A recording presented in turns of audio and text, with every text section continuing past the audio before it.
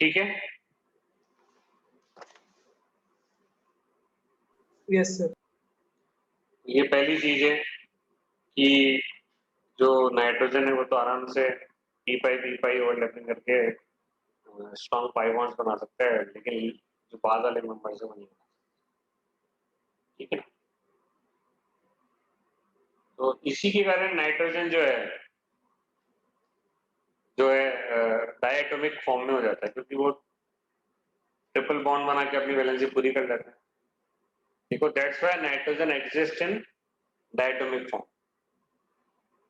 That's why nitrogen exist in diatomic form.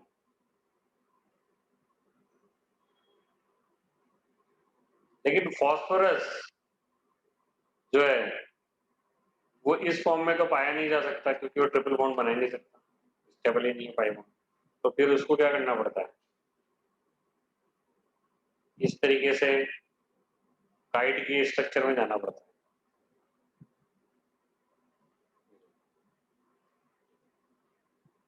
Sigma bond बनाता है तीन, पाई बॉन्ड तो बना ही नहीं सकता, सिग्मा बॉन्ड ही बनाता है। फास्फोरस P2 के फॉर्म में नहीं मिलता है, P4 के फॉर्म में मिलेगा। उसको तीन सिग्मा बॉन्ड बनाने पड़ेंगे इस टाइप।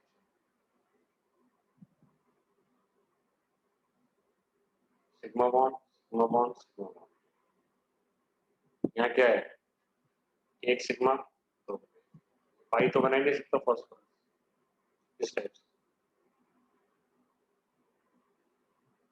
ठीक है ना, कम बना सकता है, ऐसा नहीं है तीन तीन नहीं बना सकता, ऐसा नहीं कि बिल्कुल ही नहीं बना सकता फास्फोरस। फास्फोरस बना सकता है, डबल बॉन्ड बना सकता है, जैसे आपने देखा है टी डबल बॉन्ड हो। लेकिन और नीचे वाले मेंबर तो बिल्कुल ही नहीं बना सकते थे, आर्सेनिक एंटीमनी बिस्मथ, तो वो तो डबल बॉन्ड बिल्कुल ही नहीं बना सकते। नाइट्रोजन तो ट्रिपल बॉन्ड बना रहा है, फास्फोरस डबल बॉन्ड ही बना रहा है, इसके नीचे वाले तो डबल बॉन्ड भी नहीं बना पा रहे। इसका मतलब पाई बॉन्ड की फॉर्मेशन की टेंडेंसी ऊपर से नीचे जाने पर क्या होगी, कम होगी। ये तो बड़ा अपन है। ठीक है ना। Yes sir. लिखो, phosphorus can form double bond, ये पढ़ा था आपने, phosphorus can form double bond with oxygen. Later जो बाद वाले मेंबर्स है, arsenic antimony, they can only form single bonds. Later members, arsenic antimony, they cannot form pi bond. pi bond बना नहीं सकते, केवल सिंगल बॉन्ड ही बने।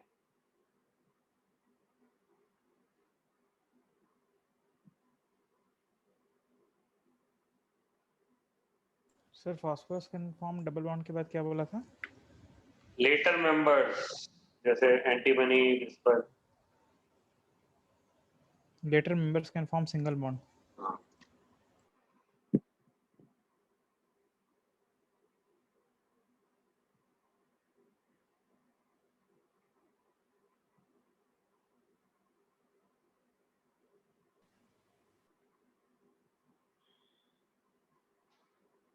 ठीक है।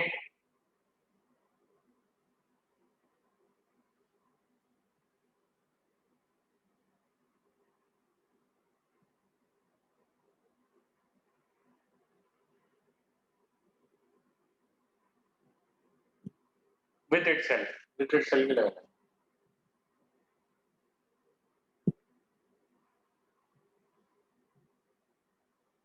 With itself. ठीक है, जैसे ये तो हो ही गया।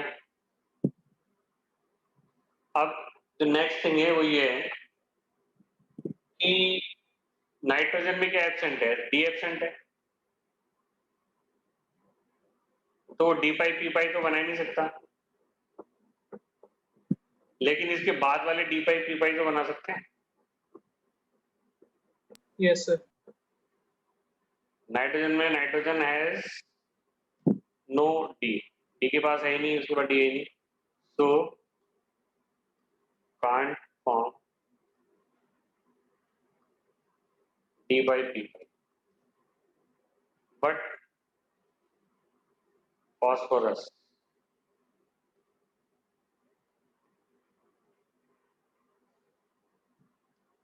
can form d pi p pi. Chemical bonding में आप पढ़ते हो d pi p pi.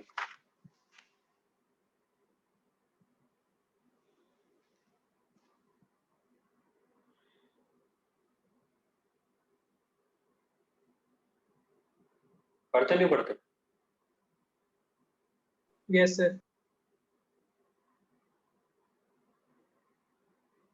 कोई एग्जांपल बता सकते हो?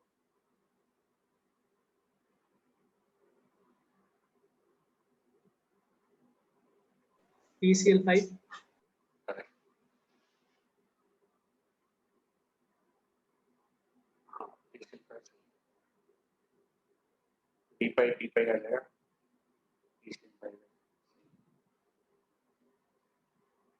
जैसे देखो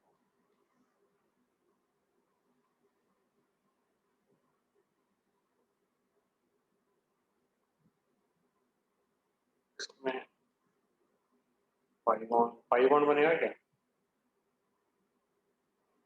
पाई बॉन्ड का बनेगा. ये S2P5 हो गया.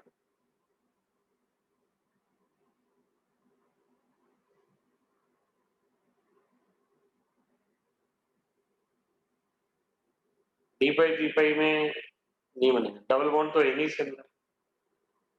डबल बॉन्ड भी बनता है, इसमें तो नहीं बनेगा. और ऑप्शन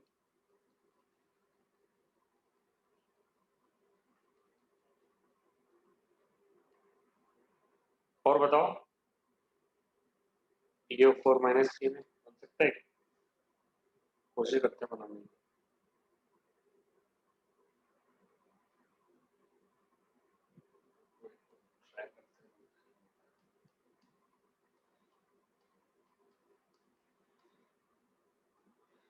इसमें बन जाएगा.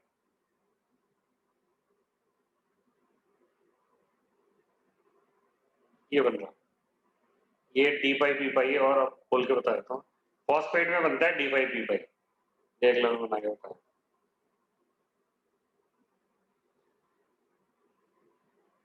फॉस्फर क्या होता है? H2P3 इलेक्ट्रॉन एक्साइट हो जाएगा. Yes, sir. एक्साइट हो गया. D वाला है. H2P3 इलेक्ट्रॉन यहाँ आ गया. ठीक है. ये ऑक्सीजन के साथ सिंगल बॉन्ड बना रहा है. ऑक्सीजन के साथ सिंगल बॉन्ड बना रहा है. ऑक्सीजन के साथ सिंगल बॉन्ड. ये इलेक्ट्रॉन का है D के अंदर है. और ये डबल बॉन्ड बन जाएगा oxygen. D pi P pi है. क्योंकि ऑक्सीजन के पास तो क्या होगा? D तो अवेलेबल होती नहीं है. केवल p ऑर्बिटल अवेलेबल है. और फास्फोरस के पास क्या है? D इलेक्ट्रॉन है नहीं है D में. ये p pi d pi bonding. Yes, sir. Phosphate में बन रही p pi d pi bonding. ये फॉस्फेट में एक इलेक्ट्रॉन D में है. तो जितने इलेक्ट्रॉन D में होते हैं ना, तो उस हिसाब से d pi p pi bonding होती है. ऑक्सीजन के पास तो p होता है. फॉस्फोरस के पास एक इलेक्ट्रॉन है D के अंदर. ये पाई बॉन्ड बना.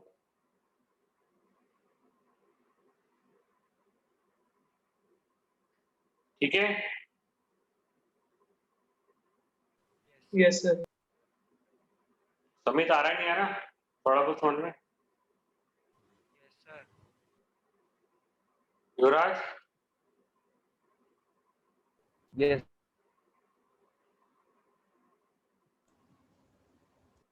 वो लिख लो.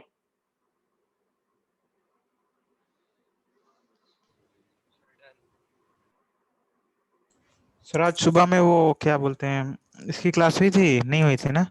नहीं होगी. कल कल ले रहा हूँ मैं बड़ी क्लास. कल सुबह कितने बजे फ्री हो? ठीक है. Sir, कभी भी ले लो. कल और कोई क्लास नहीं है ना? No, sir. तो 9 o'clock पे ले लें. हाँ सर, Okay, सुबह में sir. ना. हाँ, 9 to 11. सर किस चीज की क्लास है?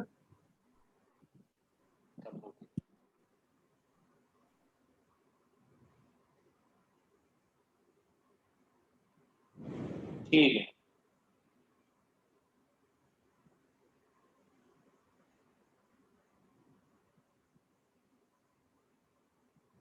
ठीक है ना, ये एनोमलस बिहेवियर हो गया नाइट्रोजन। अब नेक्स्ट केमिकल प्रॉपर्टी है रिएक्टिविटी विद ऑक्सीजन।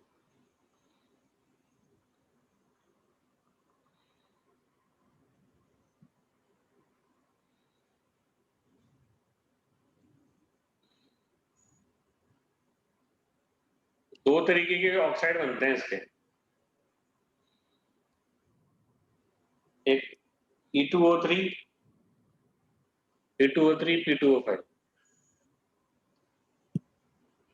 मतलब एलिमेंट E2O3 और E2O, जैसे नाइट्रोजन में देखते हो N2O3 N2O5, Sb2O3 Sb2O5, AS2O3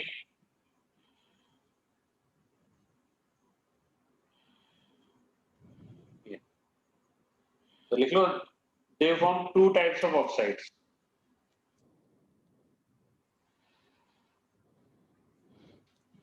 और उनका जनरल फॉर्मूला ये रहा, ये एग्जांपल है। They form two types of oxides with general formula E2O3 E2O5 E2O3 E2O5, example ये लिख लो।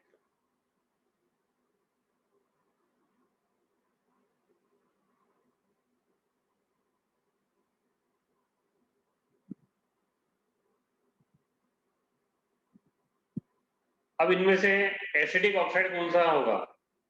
जो हायर ऑक्सीडेशन स्टेट में होता है वो ऑक्साइड एसिडिक होता है, पहले भी हमने इलेक्ट्रॉन में पढ़ा था। Yes, sir. लिखो, element in higher oxidation state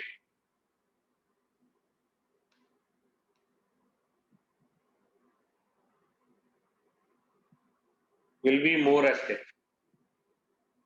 जैसे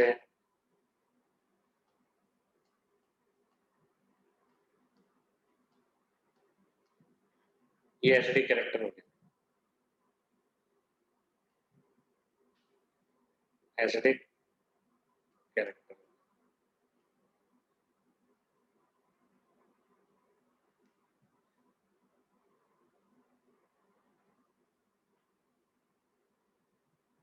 क्योंकि यहाँ +5 में है, plus,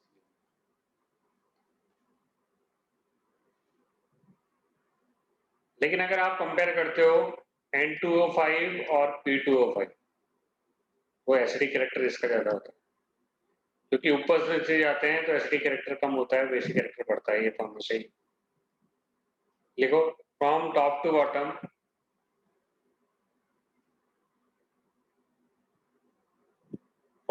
bottom acidic character decreases.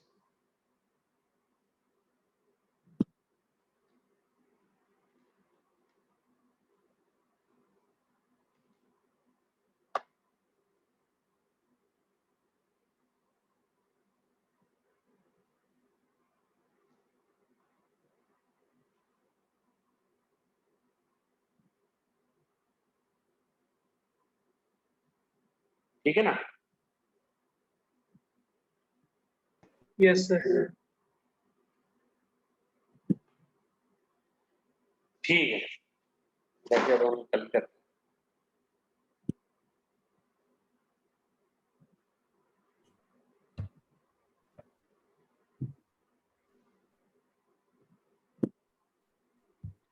ठीक है ना, कल 9 से 11 याद रखना, थर्मोडायनामिक्स की क्लास। Okay, sir.